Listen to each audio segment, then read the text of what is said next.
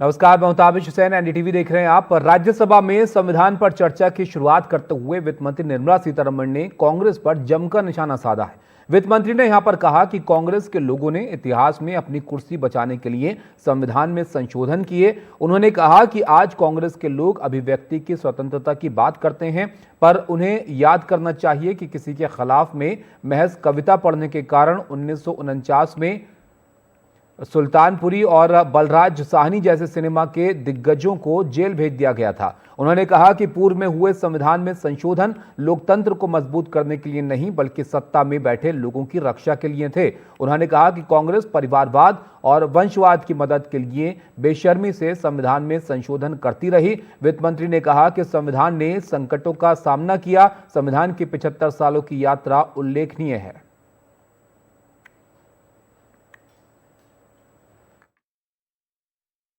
Periodically, Congress questions, hey, BJP, RSS, Jansan, what was your role during the freedom movement?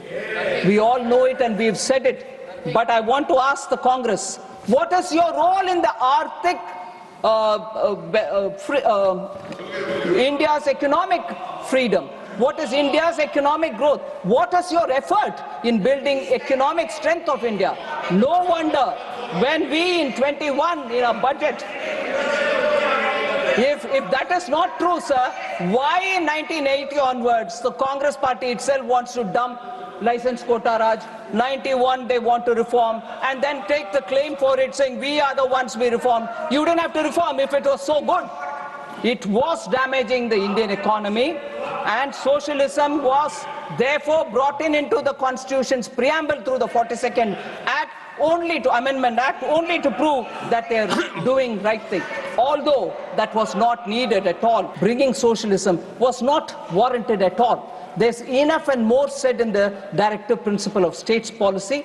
Principle of state policy is adequate for us to do all the social economic justice related activity. But no, the Congress party was doing it for their political agenda rather than for the larger good. An amendment bill was passed, the Press Objectionable Matter Act, on 23rd October 1951. We know therefore the amendment, the intent, the four tests that I was talking about: social impact and intent, economic impact and intent, the constitutional spirit, and the process adopted for the amendment, all of which are questionable, but nevertheless that amendment was undertaken, and we heard how that amendment till today affects the freedom of speech of this country. Prior to the amendment and post the amendment, we've had recorded action taken by those government that day, that particular government, in curtailing the freedom of speech. So the act was just waiting to happen, because even before it they started it, and even after that they were continuing. What are the examples, sir? Majroor Sultanpuri and Balraj Sahani were both jailed in 1949 itself. Sir, Congress's record of curtailing freedom of speech didn't confine it with these two people. Nehru, a political biography which was written by Michael Edwards, in 1975 was banned. So this, and a bit later, 1988, Salman Rushdie's book, Satanic Verses, was also banned. So the spree of curtailing the freedom of expression, the spree of containing freedom of press has happened before 49, and during 49 and 50, 51 the act comes, and subsequently also.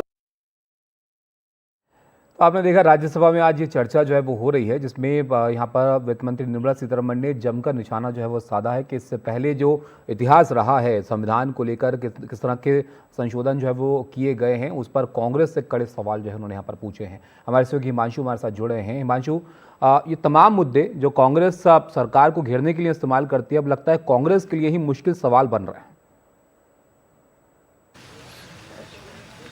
देखिए, निश्चित तौर पर, क्योंकि निर्मला सीतारमण ने यह भी आरोप लगाया है कांग्रेस पर कि कांग्रेस हमेशा से पहले दिन से महिला विरोधी रही है। उन्होंने एक उदाहरण दिया कि जब राजीव गांधी प्रधानमंत्री थे, लोकसभा में कांग्रेस के पास 426 सांसद थे, जबकि राज्यसभा में 159 सांसद थे। और अगर राजीव गांधी चाहते तो महिला आरक्षण बिल लाया जा सकता था, लेकिन उन्होंने इस दिशा में कोई पहल नहीं की, जबकि उनके पास एब्सोल्यूट मेजॉरिटी था। उन्होंने ये भी आरोप लगाया कि जवाहरलाल नेहरू, इंदिरा गांधी ने अपने कार्यकाल के दौरान संविधान में जो संशोधन किए वो देश में लोकतंत्र को मजबूत करने के लिए संशोधन नहीं लाए गए थे, बल्कि एक परिवार को सत्ता में बनाए रखने के लिए, अपनी पकड़ पावर पर मजबूत बनाए रखने के लिए उन्होंने संविधान में संशोधन किया था। तो कई स्तर पर राजनीतिक और संवैधानिक लीगल इश्यूज का हवाला देते हुए बहुत करारा प्रहार किया है वित्त मंत्री ने कांग्रेस पर। तबीश बिल्कुल, और इससे पहले अगर मल्लिकार्जुन खड़गे की हम बात करें तो उनकी तरफ से क्या कहा गया?